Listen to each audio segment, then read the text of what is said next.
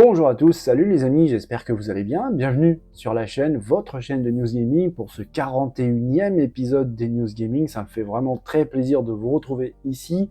J'adore vraiment ce que je fais, j'adore partager toutes ces news avec vous. J'ai l'impression que ça vous plaît aussi un petit peu. On discute pas mal dans la zone de commentaires. Et rien que ça, sincèrement, ça me fait énormément plaisir. Donc merci infiniment à tout le monde. Allez, on perd pas plus de temps que ça parce que la news du jour est quand même assez chargée. On démarre tout de suite l'épisode 41 des News Gaming, c'est parti.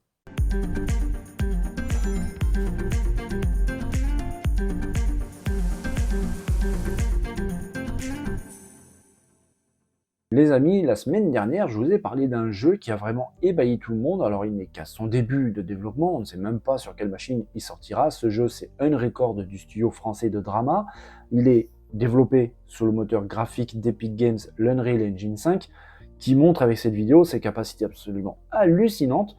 Le jeu est tellement dingue de réalisme qu'il peut même déranger un petit peu certaines personnes, tellement c'est poussé à l'extrême. Cette vidéo a fait réellement beaucoup réagir sur Internet, encore aujourd'hui, et certaines personnes ont même crié un petit peu au scandale, au fake, comme quoi il s'agissait en fait d'une vraie vidéo sur laquelle a été posé des filtres de couleurs qui ont modifié la colorimétrie de cette vidéo pour pouvoir la faire passer plus ou moins pour un jeu vidéo. Le studio Drama a décidé un petit peu de réagir par le biais de son cofondateur Alexandre Spindler et développeur du jeu, qui a carrément dévoilé une vidéo de son poste de travail qui montre cette vidéo dont je vous ai montré aussi l'extrait la semaine dernière, et on y voit des choses vraiment assez intéressantes. Déjà on remarque qu'il travaille sous Windows, on voit tout en bas la barre des tâches et on voit qu'il a activé OBS pour pouvoir capturer ce qu'il est en train de faire, et on y voit juste à côté de l'icône OBS, une icône on la voit assez mal, la vidéo n'est pas de très bonne qualité, mais on voit très bien quand même l'icône avec le U de Unreal Engine. Donc là en fait c'est son poste de travail, c'est l'interface de l'Unreal Engine 5, le moteur graphique d'Epic Games, et on y voit clairement que Alexandre Spindler fait absolument ce qu'il veut avec son personnage. Il est en train de sauter, il va sélectionner par le biais du navigateur de l'Unreal Engine 5 l'arme, on entend les bruits, il recharge, il tire absolument où il veut. Bref, ce n'est pas du calculé, c'est en temps réel, tout simplement du temps réel. Il montre absolument tout, on voit toute l'interface, vous ne la voyez pas sur la capture que je suis en train de faire, mais moi je vois absolument tout, tous les icônes de son poste de travail. Voilà, là il a mis clairement tout le monde d'accord en montrant bien qu'il s'agissait réellement d'un jeu, certes en version bêta. Vous voyez, il se déplace dans l'interface du jeu en 3D, il déplace absolument tout comme il veut. Il montre vraiment que c'est un jeu, c'est pas une vidéo qui a été modifiée avec une quelconque colorimétrie modifiée pour pouvoir la faire passer pour un jeu vidéo ou rien. C'est quelque chose qui fait réellement parler parce que le réalisme, le photoréalisme est tellement poussé dans cette vidéo que évidemment ça peut interpeller un petit peu les gens. Alors dans le sondage que j'avais lancé sur cette vidéo, on a vu que ça pouvait déranger un petit peu certaines personnes, je suis absolument d'accord avec ça. Ça pourra même faire parler un petit peu dans un futur proche. Je vous avais dit que le jeu qui était vraiment très réaliste, peut-être même un petit peu trop, pourra faire réagir un petit peu quelques associations de nos têtes blondes, si vous voyez un petit peu ce que je veux dire. Mais ça fait réagir aussi parce que c'est tellement réaliste que ça paraît faux. Là, le développeur a montré que finalement non. Alors pour l'instant, le développement n'est qu'à son vraiment début. On ne sait pas du tout sur quelle machine sortira ce jeu. On ne sait même pas si ça sortira. Ça reste peut-être juste un projet pour montrer les capacités du studio, pour montrer les possibilités et le talent qu'ont ces développeurs. C'est peut-être juste une maquette. On n'en sait rien. Si il y a des nouveaux développements dessus, dans un futur plus ou moins proche, des news un peu intéressantes sur une éventuelle sortie de ce titre Unrecord, évidemment sur la chaîne, vous serez au courant comme d'habitude, mes amis. Les amis, vous savez très bien, je le dis très souvent sur la chaîne, que très bientôt, cet été, il y aura beaucoup de conférences. L'E3 a été annulé, ça maintenant c'est digéré, on le sait, mais de toute façon, même s'il avait eu lieu, les constructeurs en tout cas, Xbox, Nintendo et Sony, avaient déjà décidé de faire leur propre showcase, leur propre conférence en marge de cette E3. L'E3 a été annulé, il est remplacé par la Summer Game Fest qui avait déjà eu lieu l'année dernière. Et on commence à avoir certaines informations. Je vous dis régulièrement que le show de Sony s'annonce vraiment colossal, on va en prendre plein les yeux. Peut-être pas seulement au niveau que du jeu vidéo, il y aura peut-être aussi du hardware, de la machine qui sera présenté, ça on verra, mais il y a quand même quelque chose qui commence un petit peu à fuiter, et notamment la date approximative de la tenue de ce showcase de Sony PlayStation. Alors Sony n'a clairement pas envie de faire les choses comme tout le monde, ils veulent se démarquer vraiment des autres, et en effet, ça va être une période vraiment phare et très intense pour absolument tout le monde, et pour pouvoir passer un peu plus à la lumière que les autres, si on est noyé au milieu de toutes ces conférences, c'est un petit peu compliqué. Sony a décidé de prendre les devants, et apparemment, ils vont vraiment prendre les devants, parce que la Summer Game Fest arrive bientôt, et Sony a décidé de faire son showcase avant le Summer Game Fest. Alors l'année dernière, c'était déjà le cas. Ils avaient tenu leur showcase PlayStation State of Play à peu près une semaine avant la Summer Game Fest de 2022. À l'époque, le showcase de Sony avait eu lieu le 2 juin. Cette année, le Summer Game Fest arrive plus tôt que celui de l'année dernière. Donc, si on suit la logique, si Sony décide de présenter ces nouveautés une semaine environ avant la Summer Game Fest de cette année, qui s'annonce donc plus tôt que celle de l'année dernière, on risque d'avoir un événement majeur de Sony PlayStation courant mai, fin mai. Ça, c'est vraiment fou. Alors, j'avais dit que ce mois de juin va s'annoncer vraiment dingue, mais en fait, finalement, c'est dès le mois de mai. Donc, en gros, le mois prochain. C'est vraiment fou. Je vous avais dit, les amis, que très bientôt, la pression, la tension allait commencer à monter parce que ces conférences, fatalement, se rapprochent de plus en plus. Mais je ne croyais pas si bien dire, et je ne croyais pas que ça allait venir aussitôt, parce que le mois de mai, c'est demain presque. Hein. La fin du mois de mai arrive vraiment vite. Et donc, si Sony se décide à faire son showcase qui s'annonce vraiment colossal une semaine à peu près avant la Summer Game Fest, eh bien, ça promet, surtout qu'il y a beaucoup de rumeurs concernant, par exemple, la présentation de cette console PS5, on va dire un petit peu modulable, avec ce lecteur optique, mais séparé, qu'on pourra brancher en USB sur la console. Je vous ai déjà parlé de ça plein de fois. Il y aura bien évidemment beaucoup de jeux de présenter. On attend par exemple des nouvelles de Spider-Man 2, on attend des nouvelles de Wolverine aussi, Marvel Wolverine, et plein d'autres jeux, en plus des nouveautés qui n'ont toujours pas été présentées. Comptez sur Sony PlayStation pour pouvoir en mettre plein la vue. Vraiment, j'ai l'impression qu'ils ont envie de taper très fort. Surtout que j'ai déjà abordé le sujet sur la chaîne. Il y a aussi cette rumeur concernant la possible console PlayStation portable, on va l'appeler comme ça, même si ça sera certainement pas son nom. Mais peut-être qu'il y aura des informations, un petit teasing là-dessus. Tout ça va arriver très vite. En tout cas, parce que si c'est vraiment vers la fin du mois de mai, finalement, c'est dans pas si longtemps que ça. Préparez-vous les amis, il va falloir vraiment prendre des vitamines pour tenir le choc avec toutes ces conférences qui arrivent. Bon les amis, le mois de mai approche à très très grande vitesse. Au mois de mai, qu'est-ce qui se passe? Alors déjà, le 4, c'est mon anniversaire, je dis ça, je dis rien, mais plus sérieusement, et pour être plus précis, le 12 mai, il y a quelque chose qui arrive qui va faire l'effet d'une bombe, un titre attendu par des millions de fans et de joueurs, qui va absolument tout rafler sur son passage, ça on en discutera. Zelda Tears of the Kingdom déboule sur nos Nintendo Switch et chez tous nos revendeurs. Et déjà, la machine de promotion de Nintendo s'est mise en route avec, par exemple, les premières vidéos de publicité. Ici, on y voit la publicité donc de Zelda Tears of the Kingdom pour les États-Unis, avec beaucoup d'images qu'on connaît déjà, qui ont déjà été montrées, surtout dans le tout dernier showcase de Nintendo qui était dédié à Zelda Tears of the Kingdom. Mais il y a d'autres informations qu'on peut voir, peut-être pas dans cette vidéo, mais qu'on peut voir dans ces vidéos promotionnelles, parce qu'en fait, finalement, il n'y en a pas qu'une seule. Il y en a d'autres, en fait. J'ai réussi à trouver d'autres vidéos promotionnelles de Zelda Tears of the Kingdom, par exemple, ici, la deuxième, parce qu'en fait, il y en a trois. Là, il s'agit de la deuxième vidéo de campagne publicitaire télévisée pour Zelda Tears of the Kingdom, toujours aux États-Unis. On y voit toujours beaucoup de choses qu'on avait déjà vues dans les précédentes vidéos de présentation de Nintendo, mais pas que.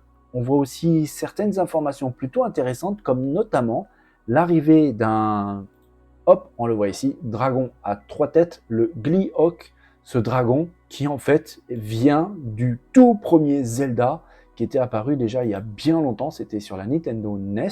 Cet ennemi était déjà là dans l'univers de Zelda et de Link, alors ça fait plaisir de retrouver un petit peu tout ça dans le nouveau Tears of the Kingdom.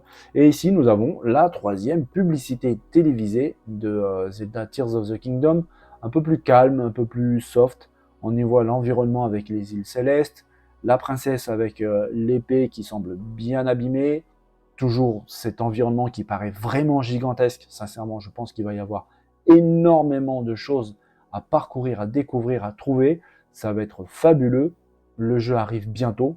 C'est marqué ici, le 12 mai en sortie mondiale. Je pense qu'il y a beaucoup de personnes qui doivent avoir hâte de mettre la main sur leur exemplaire. Je ne vous cache pas que moi aussi, et peut-être que je ferai un petit déballage surprise sur la chaîne de mon exemplaire. Donc je donne rendez-vous à tous les fans de Zelda à partir du 12 mai. Ça va être le feu absolument partout.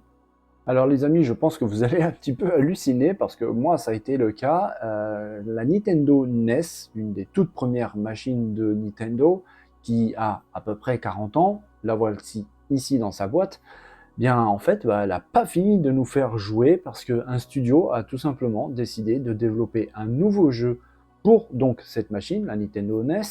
Ce jeu qui s'appelle Super Tilt Bro est en cours de développement et il y a une page Kickstarter pour pouvoir appuyer un petit peu le projet, aider les développeurs dans le développement et à sortir leur jeu.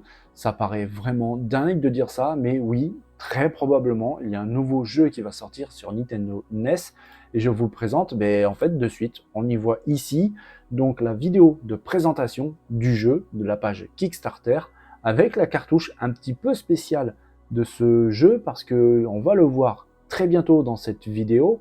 Alors on voit que c'est un jeu de combat qui ressemble un petit peu, on pourrait le comparer à Smash Bros Melee, c'est plutôt sympa, mais sur Nintendo NES, avec une particularité, je vous disais, dans la cartouche, il y a un chipset Wi-Fi avec donc une antenne qui permettra, attention à ce que je vais dire, à jouer en ligne avec d'autres personnes qui ont aussi le jeu. C'est vraiment plutôt rigolo et assez fou d'imaginer ça, jouer à un jeu en ligne de combat sur Nintendo NES, alors que la console a à peu près 40 ans. Un jeu de combat style donc Smash Bros Melee, comme je disais, ça paraît rigolo, ça paraît fun. Apparemment, il n'y aura que 2 boutons nécessaires sur la manette pour pouvoir y jouer. Bref, le jeu s'annonce vraiment fun, 40 ans après, qui l'eût cru, vraiment. Le projet Kickstarter s'annonce plutôt bien, sincèrement. L'équipe de développement a apparemment recueilli pas mal de dons. Ils sont presque en train de vraiment même finaliser la campagne de dons pour pouvoir réellement lancer le projet. Si vous êtes intéressé, je mettrai le lien de la page Kickstarter dans la... C'est fou de dire ça.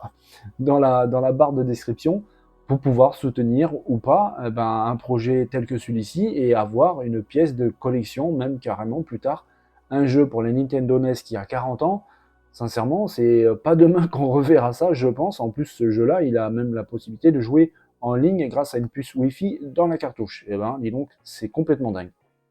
Les amis, je vous ai parlé dans la vidéo d'hier, c'était même plutôt un coup de gueule qu'une news d'un jeu vidéo qui arrive très bientôt, Star Wars Jedi Survivor, qui fait couler beaucoup d'encre. Pourquoi? Parce que si vous avez acheté le jeu en physique, c'est-à-dire le disque, il n'y aura pas le jeu dedans, il va falloir tout simplement le télécharger. Et comme le jeu fait à peu près 150 Go, vous allez mettre un petit peu de temps avant de pouvoir y jouer. 150 Go, ça se télécharge pas comme ça, mais Electronic Arts et Respawn pensent quand même un petit peu aux joueurs et ils ont déclaré sur leur compte Twitter respectif un petit message plutôt sympa parce qu'ils parlent des spoilers.